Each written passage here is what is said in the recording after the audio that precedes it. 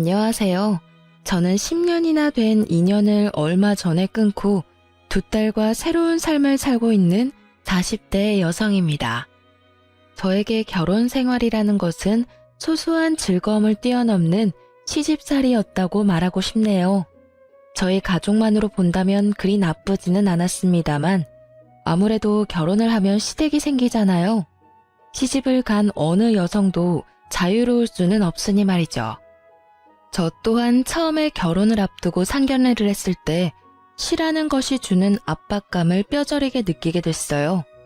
저와 남편은 소개로 만난 게 아니라 우연한 기회에 함께하게 되어 사랑을 키운 그런 연애를 했어요. 그래서 그런지 남편에 대한 저의 애정은 생각보다 컸어요. 남편의 아버지가 교수에다가 어머니도 고상한 분이라는 걸 알고 나서 저는 저의 마음을 접어보려고도 애썼지만 그게 잘 되지 않더라고요. 제가 왜 마음을 접으려 했냐고요? 당연히 저의 집 사정과 정반대의 집안이라 부담감이 컸거든요. 결혼이라는 게 고만고만한 사람들끼리 하는 게 가장 좋은 법이잖아요. 저희는 남편 집과는 다르게 그다지 잘 사는 집이 아니었어요. 아버지는 많이 배우지는 못하셨지만 건축업을 하며 저희를 먹여 살렸고 어머니도 항상 일거리를 찾아서 돈을 벌어야만 했던 가정이에요. 저는 제 부모님에 대해 애정을 갖고 자부심을 가지고 있어요. 그렇지만 서로의 조건이 이만큼 다르면 당연히 남편 집안에서 반대를 할 거라고 생각했어요. 그런데 저희 집에서도 반대를 하더군요. 너무 환경이 다른 집에 가면 너만 고생할 뿐이라고 아버지가 어찌나 말리시던지. 어머니는 눈치 보더라도 돈 걱정 안 하며 사는 게 제일이라고 하셨지만 아버지는 딸이 눈칫밥 먹으며 사는 게 싫으셨나 봐요.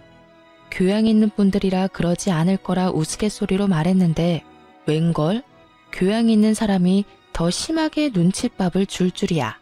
그때는 미처 몰랐답니다. 결국은 남편의 설득으로 시댁에 한번 가보게 되었어요. 상견례라던가 그런 건 아니었고 한번 갔다가 저를 탐탁치 않아 하면 그만두자 하고 생각했던 거였어요. 그렇게 시댁에 갔는데 두 분 다 의외로 호의적인 느낌이었어요. 시부는 깐깐하게 보였지만 교수님답게 옳고 그름에 민감한 분이었고 시모는 고상한 사모님처럼 보였지만 할 말은 다 하는 타입이었어요. 그리고 결혼 후에 시모가 교양 있는 말투로 독서를 한다는 걸 잘 알게 됐고요.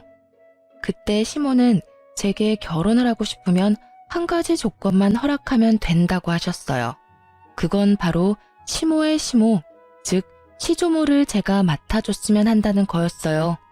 물론 이게 같이 살면서 돌보라는 거였다면 저도 허락을 안 했겠지만 당시의 시조모는 작고 왜소한 분으로 본인 앞가림은 다 할 줄 아시는 분이셨어요. 그리고 혼자서 좋은 집에서 잘 살고 계셨고요. 대신 시조모가 부를 때는 무조건 가야 한다는 게 조건이었어요. 처음에는 망설였는데 시부가 한마디 거들더라고요. 시조모를 돌본다면 시부모인 자기들은 모실 필요 없다고요. 그리고 시조모를 모시며 결혼하면 신혼집을 마련해 주겠다고 하셨어요. 그 이야기에 저는 마음이 확 기울었어요. 나쁘지 않은 이야기라고 생각했어요. 아무래도 없는 집에서 자란 제게 자가라는 건 상상만으로도 달콤한 것이었으니까요. 그래서 저는 그 일을 맞는 조건으로 결혼을 할 수 있게 되었죠. 그런데 문제는 시모를 모시지 않는다고 하여 시집살이에서 자유로울 수는 없다는 점이었어요. 제가 그 부분을 놓친 거였죠. 저는 결혼 후 첫째 딸을 낳고 그럭저럭 괜찮은 시간들을 보내고 있었어요. 시모가 말한 시조모를 모시는 일도 그렇게 힘든 일은 아니었어요. 오히려 시조모의 성품이 저와 잘 맞아서인지 둘이서 대화를 하는 게 그렇게 재미있을 수 없더라고요. 저는 애늙은이 같은 면이 있었고 시조모는 젊어 보이는 것에 민감했으니 어찌저찌 잘 맞았던 거였어요. 그래서 제게 시조모 부양은 부양이 아닌 말벗의 느낌에 더 가까웠어요. 처음에는 빠릿하게 집안일을 해나갔다면 이후에는 차츰 시조모께서 그런 일은 아줌마를 부르면 된다며 이야기나 더 하고 가자고 하시더라고요. 결국은 재미있게 이야기를 하고 맛있는 걸 먹는 아주 재미있는 시간이 되었으니 저야 더 바랄 게 없는 상황이었죠. 그렇지만 문제는 시조모님이 아닌 시모에게서 나타났어요. 제가 둘째를 낳았을 무렵이었죠. 첫째가 딸이었기에 시모는 둘째는 꼭 아들을 낳기를 원했어요. 그런데 어디 아이가 원하는 대로 성별을 타고 나오나요? 결국은 둘째도 딸아이였다는 게 문제의 시작이었어요. 저는 당시에만 해도 그렇게 심각하게 느끼지 못했어요. 그런데 시부모가 산부인과에 왔을 때 뭔가 잘못됐다는 걸 느꼈어요. 바로 밝은 시부의 표정과는 다른 차가운 시모의 표정 때문이었어요. 시부와 남편이 맛있는 걸 사오겠다며 나간 사이 시모가 제게 말하더군요. 첫째 때는 첫 아이라 그러려니 했는데 두 번째까지 딸인 건 좀 너무하지 않니? 어떻게 넌 아들 하나를 못 낳아? 정말. 내가 남편 때문에 금팔찌를 사오긴 했다만 솔직히 네가 감히 이걸 받을 자격이 있는지는 너 스스로 생각해봐. 그리고 딸 낳고 조리할 생각은 하지 말고 보름 뒤에 집에서 김장하니까 그때 꼭 와서 거들고 가거라. 보름 뒤요? 애가 아직 어려서 다른 데 맡기기가 힘든데 올해만 좀 봐주시면. 봐주긴 뭘 봐줘? 내가 심하다고 생각하니? 아니야, 네가 나한테 너무한 거지. 어떻게 내리 딸만 낳을 수 있어? 아들이 없으면 우리 집 재산은 누가 지내? 저는 시모의 말에 할 말이 없었어요. 제가 잘못해서가 아니라 어이가 없어서요. 이 말도 안 되는 언행에 어디를 어떻게 어디서부터 지적해야 할지 알 수가 없었으니까요. 시부와 시모가 돌아오니 시모는 제게 언제 그랬냐는 듯 조리 잘하라며 덕담을 하고 돌아가시더군요. 참으로 가증스러운 모습이었어요. 저는 참다 못해 남편에게 말했어요. 어머님이 보름 뒤에 김장할 때 나더러 오래. 나 몸도 안 좋은데 김장까지 하면 진짜 반은 죽을지도 몰라. 설마 일 시킬 리가 있겠어? 산후조리 잘하라는 분인데 그냥 손녀 보고 싶은 마음에 당신을 부른 거겠지. 일한다 생각하지 말고 갔다 와. 첫째는 내가 봐줄까? 진짜 그럴까? 근데 어머님이 아들 원하셨는데 딸 낳아서 많이 실망하시던데 그 부분에 대해서 들은 건 없어? 아니, 설마. 요즘 세상이 어떤 세상인데 딸 아들 구별해. 나는 아들보다는 딸이 더 좋아. 벌써부터 애교가 철철 넘치잖아. 남편이 딸을 좋아하니 마음을 굳게 먹었어요. 보름의 시간이 지나고 저는 일복을 입고 집을 나서려 했어요. 그런데 남편이 일하라고 시키지는 않을 거라며 편한 옷 입고 가라고 하더군요. 결국은 인부복을 원피스를 입고 시댁에 갔는데 김장이라더니 일할 사람은 저와 시모뿐이더라고요. 동서가 오기로 했는데 아예 코빼기도 보이지 않고요. 게다가 제가 흠칫 놀란 건 시모가 지독한 감기에 걸려서 콜록대고 있었기 때문이었어요. 어머님, 감기가 심하신 것 같은데 김장은 다음에 할까요? 이 상태로는 어머님도 더 힘드실 것 같고. 절인 배추를 벌써 준비했는데 어떻게 뒤로 미뤄? 무조건 오늘 하고 치러야 해. 그리고 나는 아파서 일 못하니 네가 알아서 해놔. 저 동서는 혹시 오늘 언제 온다고 해요? 둘째는 오늘 안 와. 걔는 몸이 안 좋다고 해서 쉬라고 했다. 그렇게 됐으니 얼른 시작해라. 내내 콜록거리는 시모 앞에서 저는 인상도 쓰지 못한 채 홀로 김장을 해야 했습니다. 정말로 거짓말 하나도 안 보태고 평소보다 몇 배는 더 고되고 힘든 작업이었어요. 결국은 혼자서 배추와 사투를 벌인 끝에 김장이 끝났고 집에 돌아온 저는 근육통으로 저녁 내내 앓아야 했어요. 그리고 그 다음날부터는 열이 오르는 바람에 아이들을 안아보지도 못하고 병원까지 다녀왔어야 했죠. 시모에게 옮은 감기가 어찌나 독한지 아이들을 안아볼 수도 없게 막더라고요. 제가 애들을 볼 수 없으니 결국 남편이 애들을 떠안게 됐고 그 때문에 남편은 남편대로 애 둘을 보느라 힘든지 은근히 제 탓을 하더라고요. 아니, 도대체 어디서 감기로 옮아온 거야? 갓난쟁이 돌보면 집에 딱 붙어 있어야지. 당신 김장 갔던 날 평소보다 늦게 들어왔던데 어디 다른 데 가서 있었던 거 아니야? 산후조리 해야 할 사람이 몸 관리를 어떻게 하길래 감기에 걸려? 머리 아프니까 나한테 뭐라고 하지 마. 내가 가고 싶다고 했어? 오라고 한 건 어머님이고 등 떠민 건 당신이야. 그리고 그 감기균이 어디서 옮아온 건지 가르쳐 줄게. 어머님이 감기 걸리셨더라고. 동서도 불참한 상태에서 나 혼자 김장하느라 정말 죽을 뻔했거든? 어떻게 몸조리도 안 끝난 사람을 불러서 일을 시켜. 당신한테 말하기 힘들어서 말 안 했는데 어머님이 나 둘째 낳고 무슨 소리 했는지 알아? 딸 낳고 무슨 산후조리 하냐고 혼내시더라. 그리고는 김장 오래잖아. 아들 못 낳은 게 내 탓이야? 내 탓이냐고. 그게 사람을 이렇게 못살게 굴 이유가 되는 거야? 결국 저는 터져버렸고 그 이야기를 들은 남편은 깜짝 놀라더니 그 길로 씩씩거리며 시댁에 전화를 하더군요. 어머니, 어쩌자고 출산한 지 보름밖에 안 된 사람을 불러다가 김장을 시킨 거예요. 그것도 혼자서 했다는데 대체 무슨 생각이신 거냐고요? 지금 집사람 아파서 몸도 못 가눌 정도라고요. 그것 때문에 지금 제가 얼마나 고생하고 있는지 알기는 아시냐고요. 걔가 아픈데 웬 네가 고생을 해. 며느리 좀 바꿔봐라. 너한테 일 시키는 거면 내가 한 소리 좀 해야겠다.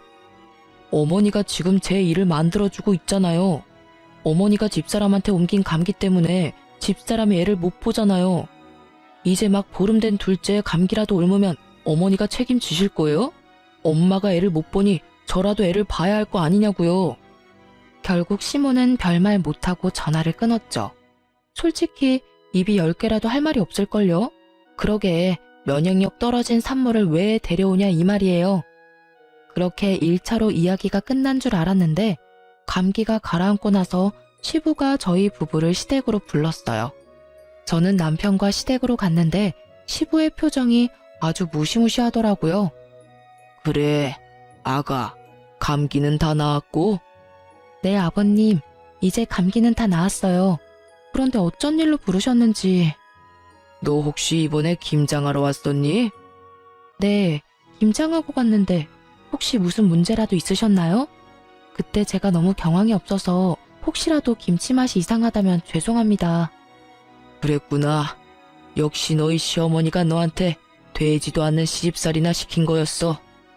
당신은 그렇게 할 짓이 없어서 며느리 괴롭혀? 어떻게 출산한 지 보름밖에 안 된 며느리를 데려다가 김장을 시켜? 아니, 딸 낳고 뭐가 자랑이라고 미역국을 끓여 먹고 팔자 좋게 산후조리를 해요. 옛날 같았으면 당장 나가서 일할 상황이라고요. 그리고 며느리 둘이 다 안 하겠다는데 그럼 김장은 뭐 나 혼자 해요? 그럼 며느라가 김장은 누구랑 같이 했는고? 저 혼자 했어요. 동서도 그날 안 왔거든요. 어머님도 기침 감기 때문에 계속 콜록거리고 계셔서 제가 일을 다 해야 했어요. 어머님이 그날 다 해야 한다고 하셔서. 어이구, 맨날 나가서 교양 있는 척은 혼자서 다 하더니 이거 봐. 당신이 그렇게 중요하게 여기는 교양과 상식에 출산 직후의 여성을 김장에 막 부려먹어도 된다고 하든?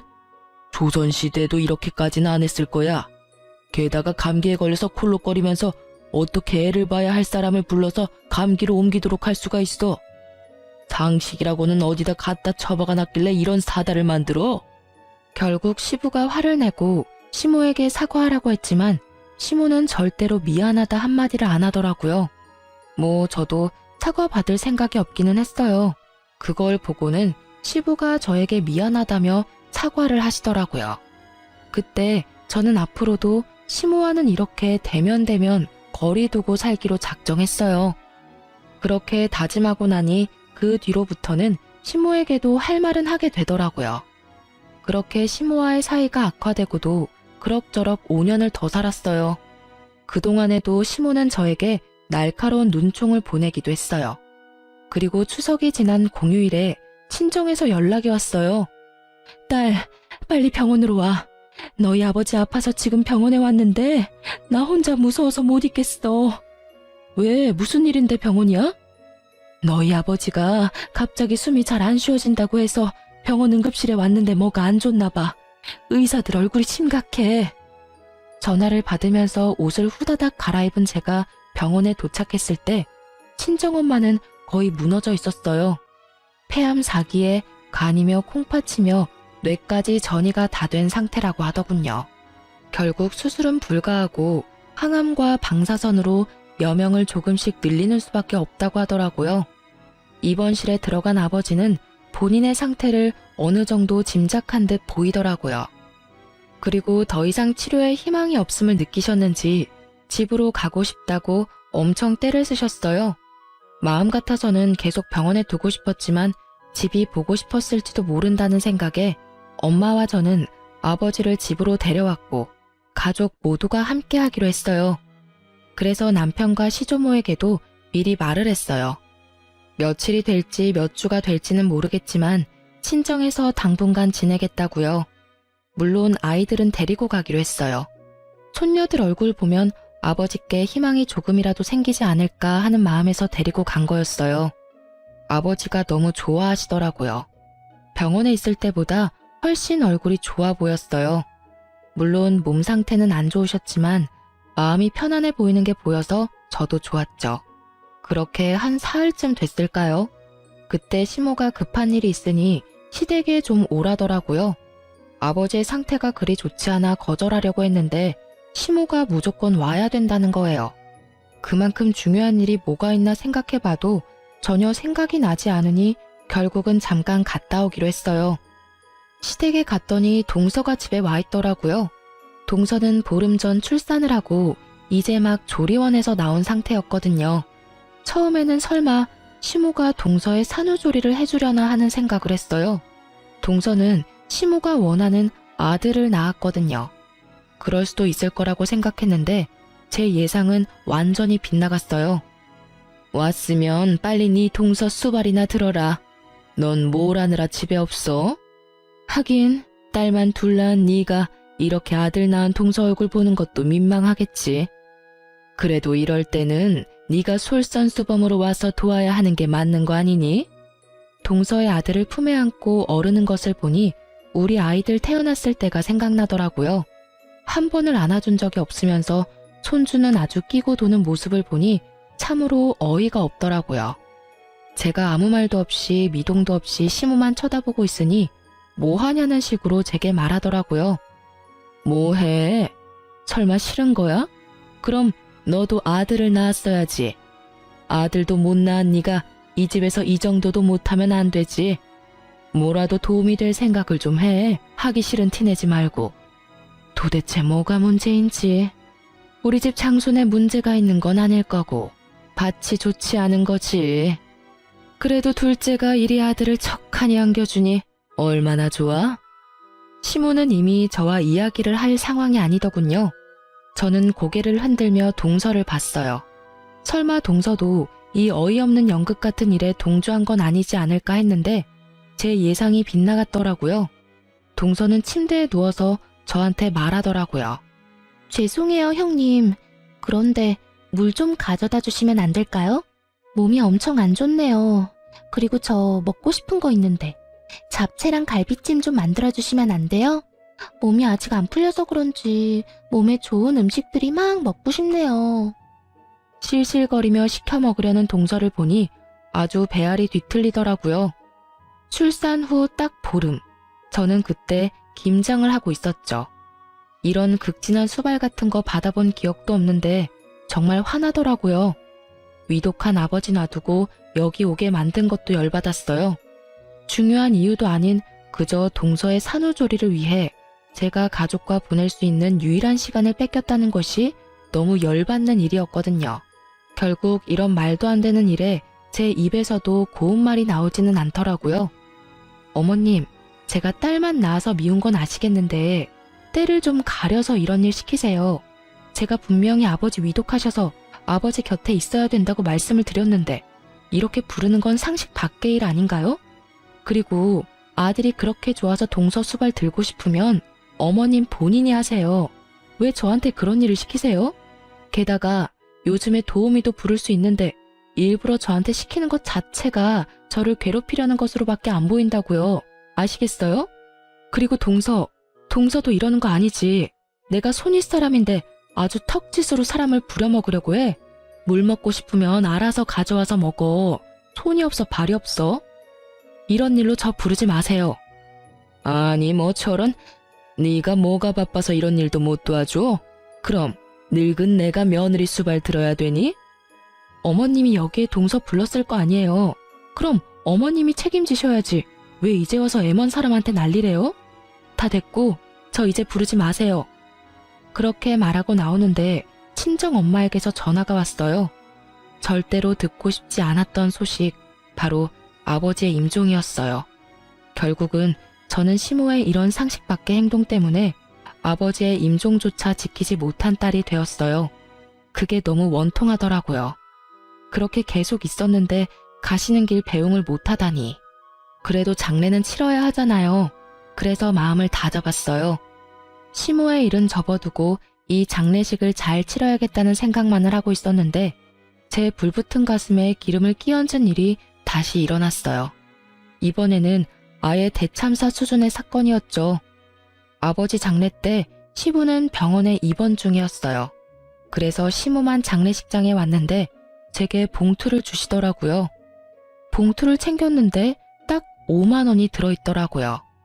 따로 부의금을 낸 것도 아니고 제가 받은 게 시댁에서 우리 집에 보내는 부의금인데 5만 원. 그런데 이 5만 원에 화가 난 게 아니었어요. 제가 화가 난 건 시모의 말 때문이었죠. 시모는 제게 5만 원의 부의금을 건네더니 차가운 목소리로 말하더라고요. 사돈어른께서 가시는 길이 참 마음이 아프시겠네. 아들도 못 낳는 딸 낳아두고 저 세상 가는 마음이 어떻겠어? 그리고 어떻게 꼭 돌아가셔도 이렇게 남의 경사 때 돌아가시는지 모르겠어. 우리 집 손주 태어난 거 아시고 질투나셔서 일찍 그렇게 되신 건지도 모르지. 안 그러니? 이게 초상집에 와서 할 말인가요? 괜찮니? 라는 말 한마디라도 좋았을 일인데 여기까지 와서 그런 말을 하다니. 저는 시모의 말이 저를 향한 욕이 아니라 친정아버지에 대한 모욕으로 받아들였어요. 결국 장례식이 끝나고 꾹꾹 눌러 담았던 화를 남편에게 가서 풀었어요. 어머님, 도대체 나한테 왜 그러시는 거야? 당신 장례식장에서 어머님 봤어? 또 무슨 일 때문에 그러는데? 엄마 그러는 거 하루 이틀 일도 아니잖아. 그냥 당신이 참고 좀 넘어가면 안 돼? 아니, 당신은 왜 내가 잘못했다는 식으로 말해? 어머님이 오늘 장례식장에 오셔서 꼴랑 부의금 5만 원 주고 가셨어. 그러면서 나한테 뭘 하시는 줄 알아? 몰라. 모르겠고 듣고 싶지도 않아. 그리고 부의금 5만 원이 어때서? 돈 때문에 난리치는 거 보니 정이 다 떨어져. 엄마가 장례식장까지 간 정성이 있는데 설마 돈 적게 냈다고 뭐라 하는 거야? 너 진짜 그러는 거 아니다. 힘들 때 와주는 게 고마운 거지. 내가 돈 때문에 그러는 거라고 생각해? 아니라고. 내 말 좀 들어보고. 됐어. 듣고 싶지도 않으니까 그만해. 너만 힘든 일 있는 것도 아니고 나도 더 이상 당신이랑 엄마 둘이서 투닥거리는 거 듣기도 싫고 받아주기도 싫어. 문제 생기면 둘이서 알아서 풀어. 불가능에 가까운 걸 요구하는 남편놈을 보며 저는 이놈의 집구석이 아주 꼬라지도 보기 싫어졌어요. 그렇지만 바로 이혼이라는 단어를 내뱉지는 않았어요. 다른 사람들에게 시모가 제게 한 일들을 모두 까발려주고 싶었거든요. 그래서 모두가 모이는 날만 기다렸습니다. 냉랭한 제 모습을 보던 남편이라는 작자는 아예 저에 대해 신경도 쓰지 않더군요. 시모와 제 사이에서 끼이는 것도 지겹다나요? 완전한 해결책을 바란 것도 아닌데 남편의 그런 행동은 저를 정떨어지게 만들기 충분했어요. 그리고 추석이 되었어요. 저는 작심을 하고 어른들에게 드릴 용돈 봉투를 만들었습니다. 시조모에게는 50만 원을 넣고 시부의 봉투에는 30만 원, 그리고 시모의 봉투에는 5만 원을 넣어서 드렸어요. 역시나 봉투를 받은 시모의 얼굴이 확 상하더군요. 고상함을 추구하며 항상 무표정한 표정을 짓는 시모의 그 일그러진 표정만 봐도 기분이 한결 나아지더라고요. 이거 봐. 얘는 이래서 안 된다니까. 너 설마 시아버지, 시조모님 봉투에까지 이런 장난친 거 아니지? 이게 뭐야, 애들 용돈도 아니고. 네 동서는 봉투에 50만 원 두둑히 넣어왔던데 넌 꼴랑 5만 원 넣어왔어? 나이가 들면 나이가 든 행동을 해야지. 너보다 어린 우리 둘째 며느리가 뭘 보고 배우겠니? 윗물이 맑아야 아랫물이 맑다는데 너희는 어찌 된 게 이렇게 정반대야? 집에 도움이 되는 일을 못했으면 이런 날 부모님 기쁘게 해드릴 노력 같은 건 아예 없고. 아들아, 너 장가 잘못 갔어. 참 모질다 싶은 말들만 골라 하더라고요. 그래서 저도 따박따박 말해줬죠. 그럼 동서는 아버지 돌아가시면 50만 원 드리겠네요? 동서는 좋겠어. 이렇게 좋은 시어머니도 두고. 근데 어머님, 제가 생각이 없어서 5만 원 넣었겠어요? 어머님이 제 아버지 돌아가셨을 때 장례식장에서 5만 원만 주셔서 그렇게 담았을 뿐이에요. 어머님이 하신 그대로 돌려드렸는데 뭐가 문제인지 잘 모르겠네요. 제 이야기를 듣고 있던 시부가 깜짝 놀라더니 시모에게 따지더라고요. 이게 무슨 소리야 당신? 내가 준 돈 200만 원은 어쨌어? 장례식장 갈 때 내가 봉투에 넣어준 돈. 시부가 나서서야 시모의 표정이 살짝 당황하더라고요. 그렇지만 여전히 뻔뻔한 고상함을 무장한 채 한마디도 지지 않고 역같은 소리를 짓거리더군요. 아니, 아들도 못난 며느리예요. 아무리 사돈 어른이라도 그만큼 받을 만한 이유가 없죠. 이 집안에 도움될 만한 일을 얘가 한 적이 없는데 왜 우리가 돈을 그만큼을 써야 해요? 그 이야기를 들으니 딱 감이 오더라고요. 시모 혼자 이 모든 일을 벌였구나 하고요. 여보, 그만 좀 해. 장례식장에서 5만 원 받은 일로 아직까지 꽁에 있는 거야? 내가 제발 좀 이해하고 넘어가자고 했잖아. 어머니 옛날 사람이고 아들 좋아하는 거 이미 잘 알고 있는데 새삼스레 왜 이제 와서 이러는데. 제발 조용히 좀 살자, 어? 그냥 장례식장 와주신 거에 의미를 두라고. 돈 같은 거에 연연하지 말고. 살면서 그 돈보다 더 많이 받을 수도 있잖아. 남편 놈은 시모 말을 듣고도 제 엄마 두둔하기 바쁘더라고요. 딸을 좋아하지만 엄마도 포기 못하는 거겠죠. 참 효자예요. 그걸 보는 저는 우라통이 터지지만요. 5만 원 받아도 상관없었어. 그런데 돌아가신 고인에게만큼은 예의를 다해야 됐던 거 아니야? 어떻게 장례식장에 와서는 딸한테 아버지를 욕보일 수가 있어. 도대체 무슨 생각으로 그런 말 하셨어요? 말해보세요. 아들도 못 낳는 딸 놔두고 가는 아버지 심정 운운할 때 도대체 무슨 생각을 하셨냐고요. 저는요, 당신 때문에 저희 아버지 임종도 못 지켰어요. 그 잘난 아들 낳은 동서 산후조리 수발 들라며 저 불러냈을 때 저희 아버지 돌아가셨거든요. 이러니 제 가슴에 못이 박히지. 아버지 마지막도 못 본 저한테 장례식장에서까지 그런 말씀 하셨어야 했어요? 그건 저를 욕보인 게 아니라 저희 친정 아버지를 욕보인 거라고요. 악에 받쳐 말하는 제 말에 시부의 얼굴이 터질 것처럼 벌겋게 달아오르더라고요. 뭐? 아니 이 옆에 내가 정신이 나갔어? 어디 장례식장에서 그런 막말을 하고 와? 그리고 임종 지키러 간 며느리를 왜 다시 불렀어? 그딴 쓸데없는 이유로. 내가 부끄러워서 고개를 들고 다닐 수가 없어. 다른 사람도 아니고 사돈 장례식장에서 그런 미친 짓을 하고 온 게 내 마누라라니. 그렇게 고상하고 상식을 찾고 돌아다니더니 이거 봐, 아주 단단히 미쳤네. 인간이 어떻게 인간의 탈을 쓰고 사돈 장례식장에 가서 그런 말도 안 되는 말을 내뱉고 와? 당신 도대체 뭐 때문에 이러는 거야? 시부의 호통 소리에 집안이 조용해졌어요. 그리고 남편 놈의 얼굴도 당황한 표정이 역력했죠.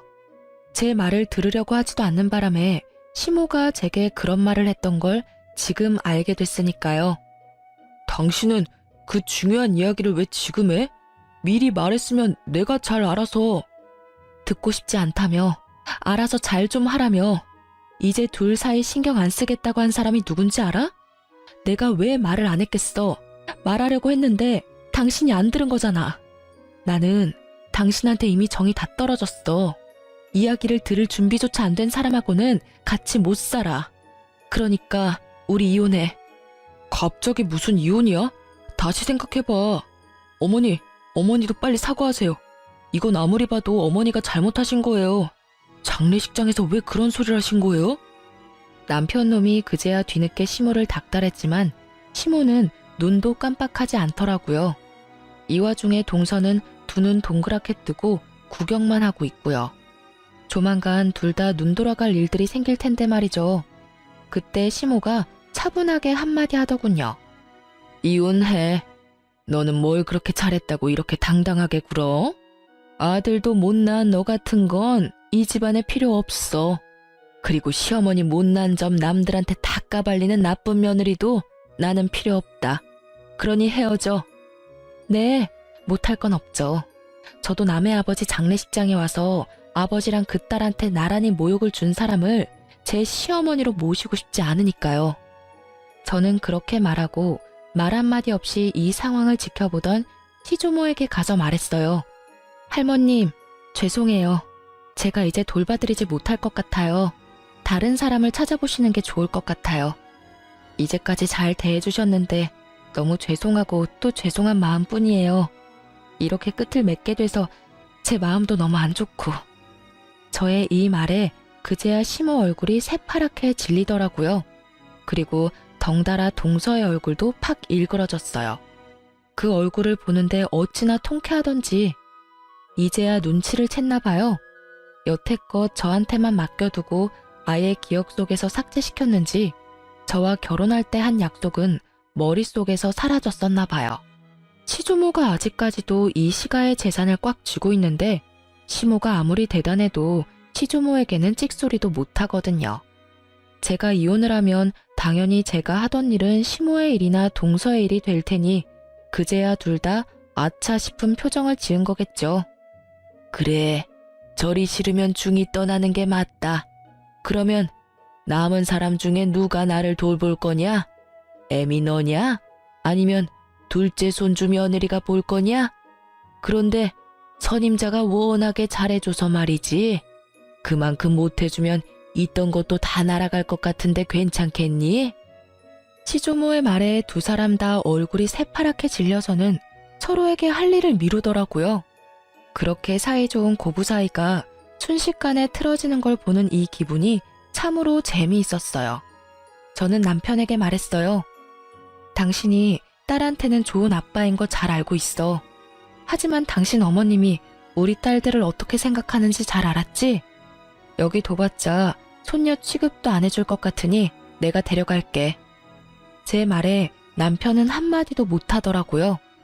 제가 이혼을 말해도 부모가 더 소중한 사람이더라고요. 그래서 그냥 버리고 가기로 결정했어요. 제게는 두 딸만 있으면 돼요. 그렇게 이혼 서류를 보내고 생각보다 아주 완만히 이혼을 하게 됐어요. 시부가 이 모든 사건을 알고 나서는 교육자 집안의 명예가 실추되느니 좋게 마무리됐다는 인상을 주기 위해 위자료를 주고 재산 분할을 통해 합의를 하게 됐어요. 저는 분할된 재산과 친권, 양육권까지 가지고 집을 나왔어요. 하지만 그것만 가지고 두 딸과 살림을 꾸리는 건 어려운 일이기는 했어요. 그래서 많이 힘들었지만 그런 저에게 도움을 준 건 의외로 시조모였어요. 이혼이 되고 법적인 절차가 모두 마무리되고 나서 한 달 뒤쯤 시조모에게서 연락이 왔어요. 그래, 나다. 혹시 오늘 시간 되니? 우리 증손녀들 얼굴 한번 보고 싶은데 나와서 밥이나 먹고 가. 맛있는 식사해놓고 기다릴 테니까. 네가 어색하게 느낄 수도 있지만 사람 인연을 어떻게 그렇게 딱 끊을 수 있겠니? 내가 그 집에서 그나마 정을 제일 많이 가진 게 너랑 네 딸들이었는데 얼굴을 못 보니 이렇게 적적할 수가 없어. 그 말을 들으니 마음에 미안함이 생기더라고요. 제가 시모와 갈등이 생겨서 이혼을 했지 조모와 갈등이 있었던 건 아니잖아요. 그래서 딸 둘을 데리고 시조모 집으로 향했어요. 그런데 집에 들어가니 시모와 동서가 부엌에 있더라고요. 열심히 음식을 만들고 있는데 냄새를 맡아보니 제가 좋아하는 수육과 꼬막 무침이더라고요. 설마 이 사람들하고 제외시키려고 불렀나 싶었는데 시조모가 나오더라고요. 왔니? 여기 얘들은 신경 쓰지 말거라. 우리 집 일 도와주러 온 애들이야. 오지 말래도 주말마다 와서는 온 집을 헤집고 사람 마음만 불편하게 만들고 가는 것들이야. 딱 봐도 말에 가시가 돋친 것이 이들 사이에 무슨 일이 생긴 것 같더라고요. 제가 딸들과 함께 테라스로 향하자 시모의 눈이 저를 뚫어지듯 쳐다보더라고요. 제가 온 것이 무척이나 기분 나쁜지 표정이 어마무시했어요. 그렇지만 저는 손님 자격으로 온 것이니 싹 무시하고 시조모를 따라 테라스에 마련된 테이블로 향했어요. 너 앞으로 이렇게 말벗하러 올 생각 없냐? 늙은이 혼자 심심해서 안 되겠어. 그렇다고 또래들하고 놀기엔 내가 너무 정정하지 않니? 시조모의 유머와 독설은 여전했어요. 저는 웃으며 말했죠. 어차피 제 딸이 할머님의 피를 이었으니 제가 애들 데리고 만나러 오는 건 싫지 않아요. 그런데 저분들이 계시면 제 마음이 그리 편치는 않거든요. 제 마음의 앙금들이 다 풀리지는 않았고 언제 풀릴지도 모르고요. 풀린다 한들 이제 이혼해서 남인데. 그래? 그럼 네가 올 때는 저것들 안 부르면 되지. 앞으로도 시간 될 때마다 놀러와. 맛있는 거 먹자. 내가 늙어서 요양원 들어가기 전까지는 젊게 살아야 하지 않겠니? 네 하고 대답하려는데 시모가 둘 사이에 끼어들었어요. 아니 어머님, 무슨 말씀을 그렇게 하세요? 이 여자는 이미 남의 집 사람이에요. 그런 사람을 뭐 하러 부르세요? 말벗하고 싶으면 제가 사람을 고용해서. 조용. 내가 언제 너 말하라고 했어? 있는 듯 없는 듯 조용히 있다가 가라고 했지. 넌 있는 사람 간수도 못하면서 또 어디 가서 사람 데리고 올 생각이냐? 너 생각하는 건 안 봐도 눈에 훤하다. 내가 혹시 재산 증손녀들에게 넘겨줄까봐 그것 때문에 이렇게 난리치는 거 아니야?